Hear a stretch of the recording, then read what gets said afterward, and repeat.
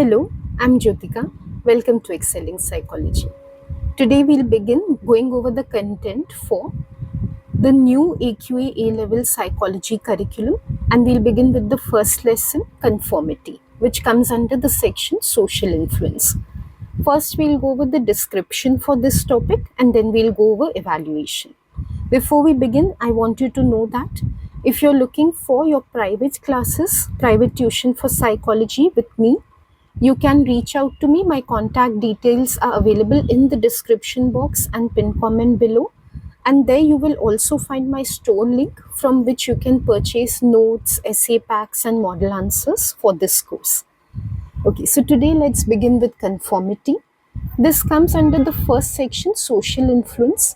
Social influence is all about how our behavior, that is, our thoughts, emotions, and actions, get influenced by the behavior, the thoughts, the feelings of other people around us, and the relationships that we have with them. One way in which other people influence us is through conformity. Conformity is simply the influence that the majority of people around us have on us. So, whatever ideas most people around us hold, or whatever behaviors most of them show, are likely to influence our ideas and behaviors as well. Now, there are two types of conformity, or two ways in which we show conformity. The first is internalization. Many times when we come across the ideas and behaviors of majority of other people, we genuinely accept them as being correct. When we do this is when we feel other people are more knowledgeable than us. Let's look at the example for this.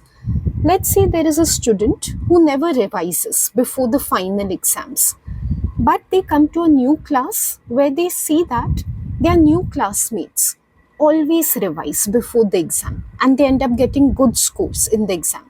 So the student genuinely comes to realize that it is very important to revise before the exam.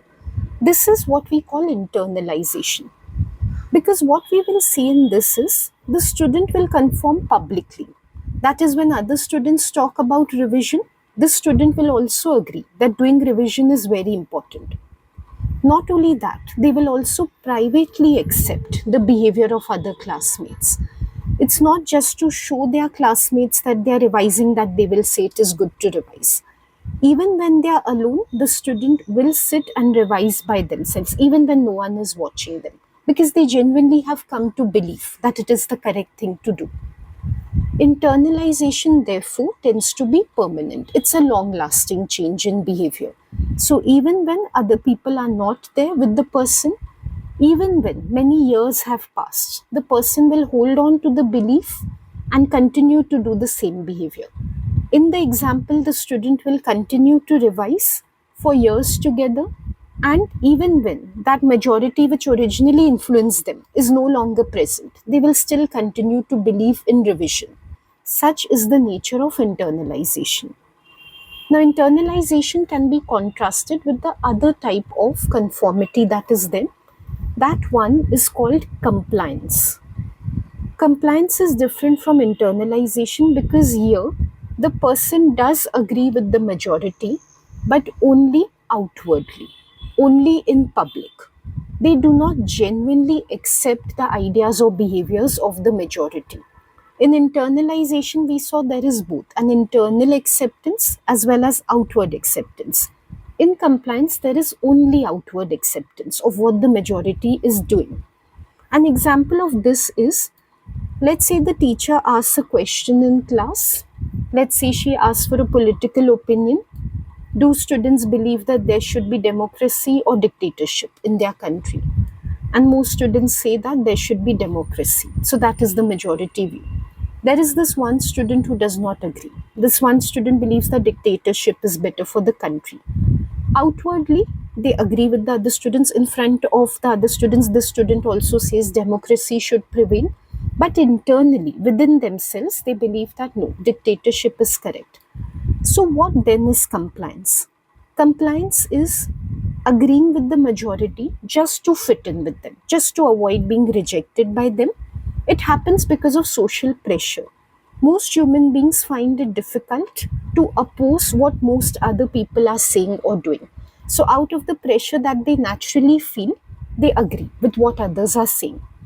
In this case, unlike internalization, there is only public acceptance of what others are doing. Internally, privately, there is no acceptance. And that is why the change that has taken place will be temporary. In the example of the student, only for the time that they are with the other students, they will say democracy is good for the country. But when they are alone, or after many years, when that same majority is not available, they will say that dictatorship is better for the country. At least internally, they will continue to believe that. So these are the two types of conformity we need to know in the latest syllabus. In the previous syllabus, there was one more type, identification, that no longer exists. So in case your school is teaching you about that, please know that it will not come in the board exam. Next, we have explanations for conformity. Here we get the answer of why people conform. Why do people follow what the majority is doing? And two explanations or two reasons are found. The first is called informational social influence. Many times people conform or agree with the majority because they believe the majority is correct. The majority knows the right ways of doing things which they do not know. One example of this is, let's say there is a new student in class, so they do not know how this class functions. For example, when the teacher enters into the class, should they stand up and greet her, or should they continue sitting in their positions and wait for the teacher to speak? So the student does not know what is the right behavior in this case. So the student looks at what their new classmates are doing. They see that when the teacher comes, all of them stand up and greet the teacher.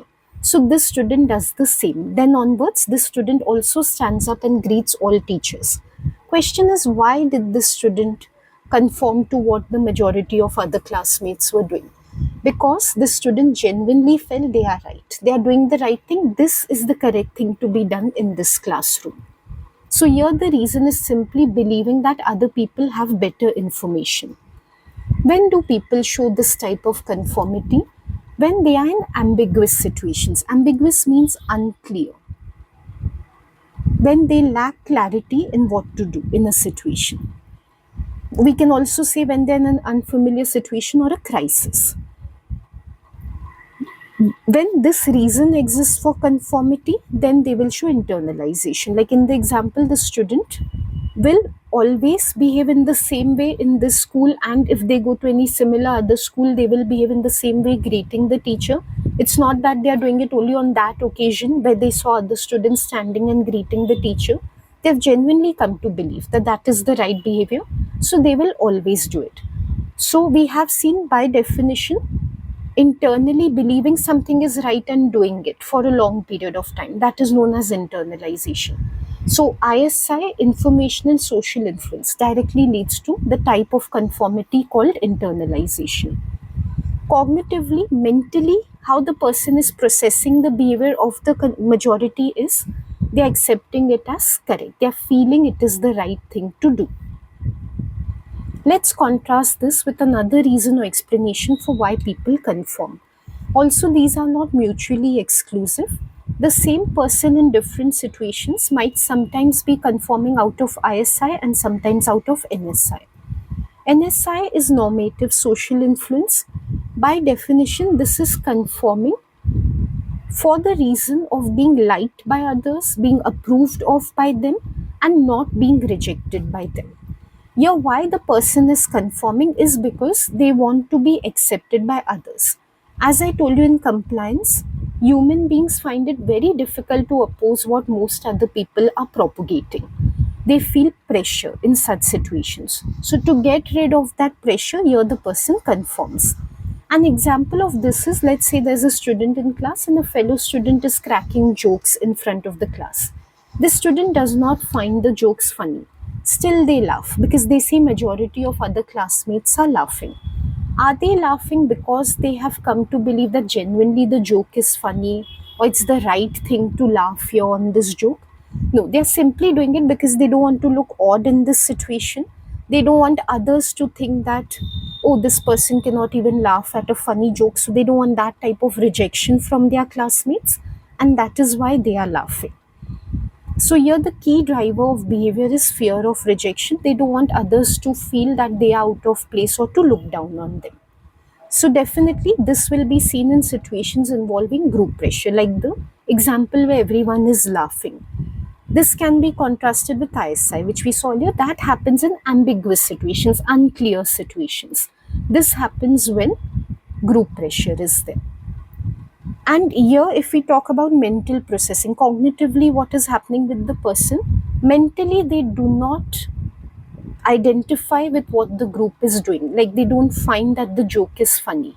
But in behavior, outwardly, they, we can say, kind of pretend that the joke is funny. So behavior and the beliefs or the cognition inside them are not matching in this case. So that is what we need to know about types and explanations of conformity. My exam tip while learning this is, be very clear on which are the types of conformity and which are the explanations. Because very, very often in the paper, when they ask for explanations, students end up giving the types. And when they ask for types, they end up giving the explanations. So make sure you don't make that mistake. Now let's learn the evaluation for types and explanations of conformity. If you need more help with what you're seeing on the screen, the way evaluation has been done, you're curious to know how to write this evaluation in your paper, especially if essay answers come, all of that I have covered in exam related videos on my channel. So please watch those videos. You can find them on the AQA playlist, which are meant for exam writing. Today I'm teaching you only from a learning point of view.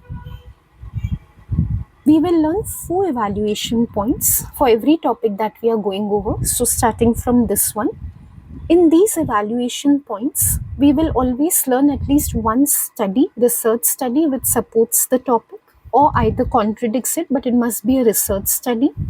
We will learn at least some evaluation with a counterpoint, and we will learn at least one issue and debate for the topic. This format works best to answer all types of essay. If we prepare in this way, we are able to answer outline and evaluate type of essays as well as discuss type of essays, as well as shorter questions that come for evaluation, 3, 4 or 6 marker questions. So that is why we are learning in this particular format. And very quickly to tell you, please note in AQA, there are so many course companions, all like one better than the other. You have so many evaluation points to learn from. Read as much as you can. That's a great way of exploring psychology, especially if you love the subject. And feel free to use any evaluation points in the paper. These are not the only evaluation points possible. Okay, so coming to the research study that supports the types and explanations we saw. There is this very famous study which was conducted by Jennis. Jennis, in his study, asked participants to estimate how many beads were there in a jar. So there was this tall glass jar in which beads were filled. It was a big jar, transparent glass jar, and many colorful beads were there inside the jar. And you know how tiny these beads are. Participants had to come one at a time. They had to look at the jar. They were not allowed to open the jar, count the beads in any way. Anyway, the beads were too many, like they were in hundreds. So participants were just asked to look at the jar and estimate how many beads were there. And they had to write it on a piece of paper and submit to the researcher. Imagine you were there in this experiment. What would you do? You have no clue. You don't know whether to write hundreds, how many hundreds, thousands. You really are clueless in that situation. It's just very difficult to estimate. So this is what we had seen, an ambiguous situation. Very unclear situation, very difficult to understand what to do in this situation. So first participants were asked to give their private opinion. After that, Jennis allowed them to discuss in a group together, like 5-6 participants would sit together and discuss amongst themselves how many beads they thought were there in the jar. After that, once again, Jennis asked them to estimate how many beads are in the jar. So once again, they had to look at it, write on the paper and submit to Jennis how many beads were there. What he found is, let's say hypothetically, if a participant originally said before discussing with the group that there are 200 beads in the jar, When they discussed with the group, most other people were saying it's 400 beads in the jar. The second time, when the participant had to estimate how many beads were there, they ended up giving a higher number. Maybe not 400, not exactly 400 because the group was saying, but they wouldn't say 200 also again, which was their original estimate. They might increase it to 300 or 350. Let's say there was another participant who originally said there were 1,000 beads in the jar. Then in the group discussion, they heard 400. Then they brought down the number. Again, not necessarily to 400, but this time they might say, okay, 600 beads must be there in the jar. That means after hearing what the group had said, the participants adjusted their original estimate. They started conforming with what most other people were estimating. The question is why. Jennings believed it is ISI, informational social influence. Because it was a very ambiguous situation, participants genuinely did not know how many beads are there in the jar, so they thought what others must be saying must be correct. And in their desire also to be correct and to give the right answer to the researcher, they changed their estimate. This shows us that ISI is a valid explanation for conformity. In the same way, for types of conformity, also we have supporting research evidence. There is a classic research study by Sheriff. It's called the autokinetic phenomenon study.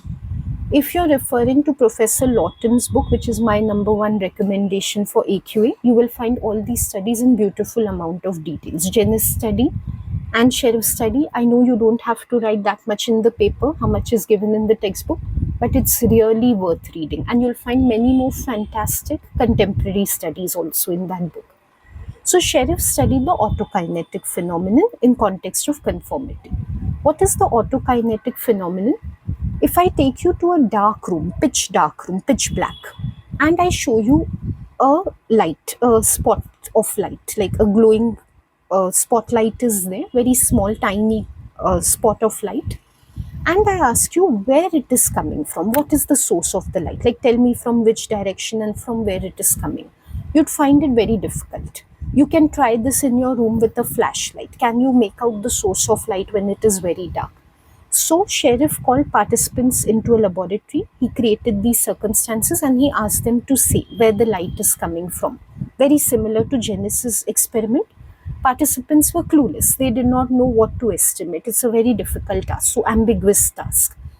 What he found is similar to Jennings. When first they were asked to give an estimate by themselves, they gave some estimate, like say it's coming from the top right or the top bottom, something like that. Then he allowed them to discuss in a group. And after they discussed in a group, once again, he asked them to estimate where the light was coming from. So the paradigm or the layout of the study is same like Jennings. The second time when participants gave their estimate, they tended to move towards what the group had estimated. So again, they were conforming. They came closer to the group estimate rather than their original estimate. This supports internalization. Which type of conformity had they shown in this case? Internalization, because genuinely they came to believe that what the group was saying, the source of light was from there only. So there was both public and private acceptance of the group's views. So these are strengths of the types and explanations because these are empirically supporting studies. But there must be weaknesses too. We must always do a balanced evaluation. The weakness is when we say that there are two types of conformity, compliance and internalization. That's a very simplified way of classifying. In real life, types of conformity are much more complicated.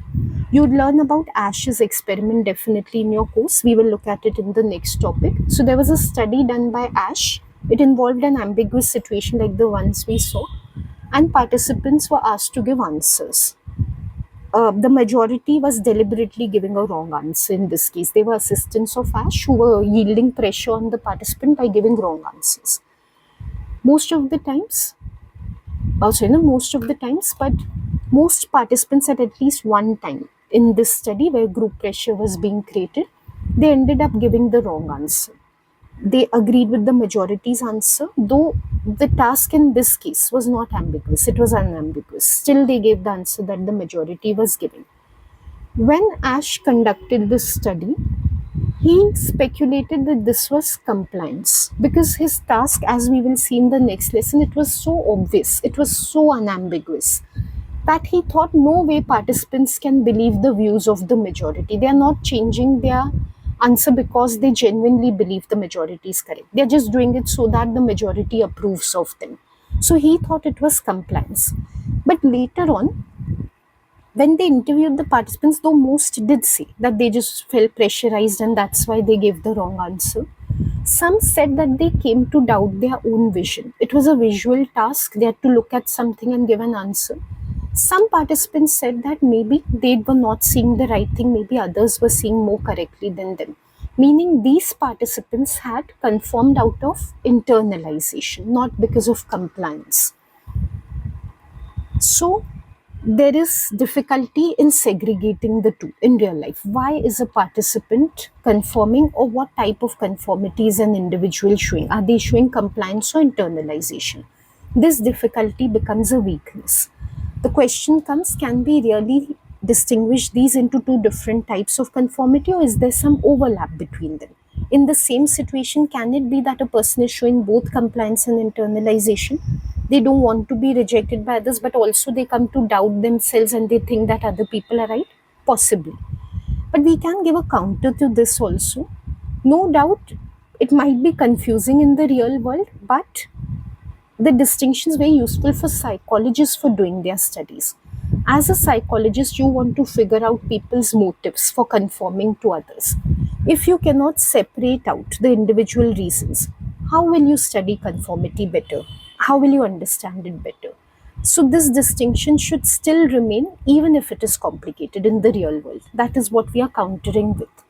Overall, though, the weaknesses, conformity is much more complex than we see through these explanations. Finally, coming to the issue and debate that is relevant for this topic, it is reductionism. Reductionism versus holism is the debate which looks at whether explanations are oversimplified or they are complex. Oversimplified explanations generally are a disadvantage because behavior is very complex. So, in psychology, we focus on behavior. It's not something that can be really simplified and understood. Whereas holistic accounts, they look at complexity of behavior, so they are more realistic because behavior is realistic, so that is considered to be a realistic way of looking at behavior. As far as types and explanations of conformity are concerned, it's a weakness that they are reductionist. They tend to really simplify the behavior of conformity, as we were just seeing right now, and there's one more way in which they simplify behavior.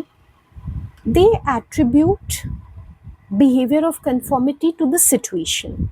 If situations are ambiguous, people will show compliance. They will be motivated by ISI. I'm sorry, they'll show internalization, they'll be motivated by ISI. If situations are pressurizing, group pressure is there, they will show compliance, they will be motivated by NSI. But what about individual factors? What about personality? That is something we are not considering. What is found is people show different levels of conformity, not only based on ambiguity of a situation or how pressurizing it is, based on their own personality also. For example, there are some people who are called affiliators. They have a very strong need for affiliation. It really matters to them to belong to others and to be approved of by others. They are very highly social in nature, sociable in nature. So these are the people who are more likely to conform out of the desire to fit in. They are more likely to show compliance or to be motivated by NSI. Other people who do not have this stronger need to belong, they might not show that higher level of compliance or not be motivated so much by NSI. If conformity is to be understood fully, we need to account for such individual factors also which contribute to conformity. We cannot keep on looking at only the situational factors. So this becomes a limitation. I intend to keep these lessons quick to the point, so I will be ending here for today. With this, we have completed the first topic of social influence. I hope this lesson has been helpful to you, and very soon I'll see you in the next lesson in which we look at the variables that influence conformity. Till then, happy learning and see you soon.